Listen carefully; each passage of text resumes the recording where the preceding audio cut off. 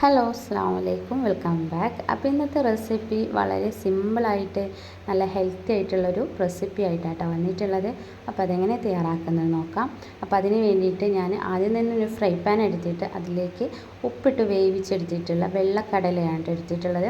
അപ്പോൾ അത് ഈ ഒരു ഫ്രൈ പാനിലേക്ക് ഇട്ട് കൊടുക്കുക. അതിന് ശേഷം ഞാൻ ഇതിലേക്ക് ഒരു വലിയ ക്യാരറ്റും ഇങ്ങനെ നീളത്തിൽ അരിഞ്ഞതും, അതുപോലെ ഒരു വലിയ ഉള്ളിയുടെ പകുതിയും, പിന്നെ ഒരു തക്കാളിയുടെ പകുതി എടുത്ത് ഇങ്ങനെ അരിഞ്ഞെടുത്തിട്ടുണ്ട്, അതും കൂടെ ചേർത്ത് കൊടുക്കുക കേട്ടോ.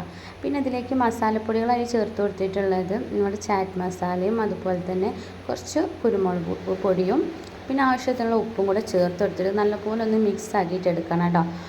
അപ്പോൾ മിക്സ് ആക്കി എടുത്തതിന് ശേഷം നമുക്കിതിൽ 1 സ്പൂൺ അളവിൽ വെജിറ്റബിൾ ഓയിൽ ഒഴിച്ച് കൊടുക്കാം കേട്ടോ. അപ്പോൾ ഓയിൽ ഓവർ ആവരുത്, കുറച്ച് മാത്രം ചേർത്തെടുത്താൽ മതി.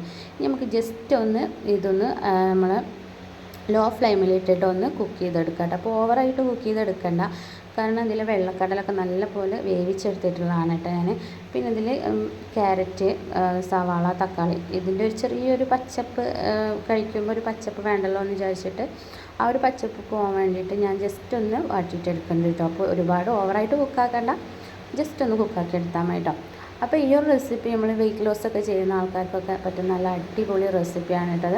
ഇത് നമുക്കിങ്ങനെ വെറുതെ ഇരുന്ന് കഴിക്കാൻ നല്ല ടേസ്റ്റാണ്. അതുപോലെ ലഞ്ചായിട്ട് എടുക്കാം, അല്ലെങ്കിൽ നമ്മൾക്ക് ഈവനിങ്ങിൽ ചായ കുടിക്കുമ്പോൾ അതിൻ്റെ കൂടെ കഴിക്കാനൊക്കെ പറ്റും. നല്ല ടേസ്റ്റാണ് കേട്ടോ ഈ ഒരു റെസിപ്പി. ഇതെല്ലാവരും ട്രൈ ചെയ്ത് നോക്കാം കേട്ടോ. അപ്പോൾ ഇത് സിമ്പിളാണ് തയ്യാറാക്കാൻ വേണ്ടിയിട്ട്. ഒരുപാട് ഇൻഗ്രീഡിയൻസ് ഒന്നും വേണ്ട കേട്ടോ. വീട്ടിലുള്ള കുറച്ച് ഇൻഗ്രീഡിയൻസ് മാത്രം മതി. അപ്പോൾ നമ്മുടെ ഈ ഒരു റെസിപ്പിയുടെ റെഡി ആയിട്ടുണ്ട് കേട്ടോ. അപ്പോൾ ഞാനിതൊരു പ്ലേറ്റിലോട്ട് മാറ്റുന്നുണ്ട്. അപ്പോൾ നല്ല ടേസ്റ്റാണ്. അപ്പോൾ എല്ലാവരും ട്രൈ ചെയ്ത് നോക്കാം കേട്ടോ. അപ്പോൾ വീഡിയോ ഇഷ്ടപ്പെട്ടാൽ ലൈക്ക് ചെയ്യാനും ഷെയർ ചെയ്യാനും സബ്സ്ക്രൈബ് ചെയ്യാനും മറക്കരുത്. ഇൻഷാ അല്ലാഹ് വീണ്ടും നല്ല റെസിപ്പി ആയിട്ട് വരാം. അസ്സലാമു അലൈക്കും.